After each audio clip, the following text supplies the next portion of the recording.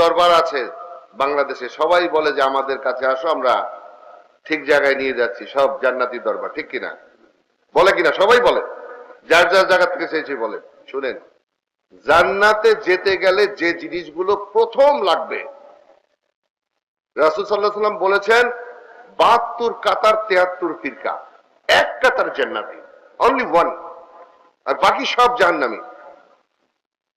এই সেই কাতারে যদি কেউ থাকতে চান এবং এই কাতারের সঙ্গে মিলান, এই কাতারে যদি কেউ থাকতে চান তাহলে সবার আগে রাসূল সাল্লাল্লাহু আলাইহি ওয়াসাল্লামকে নিজের জীবনের চেয়ে বেশি ভালোবাসতে হবে, ফার্স্ট। দ্বিতীয় হচ্ছে তার পরিবার পরিজন, তার আহলে বাইতকে নিজের জীবনের চেয়ে বেশি ভালোবাসতে হবে। তৃতীয় হচ্ছে সর্বক্ষণ যে সাহাবীরা তার সঙ্গে থাকতেন, সার্বক্ষণিক।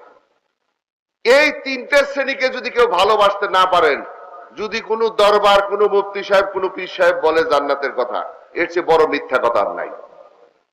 কি বলেছি কথাটা কি বুঝতে পেরেছেন?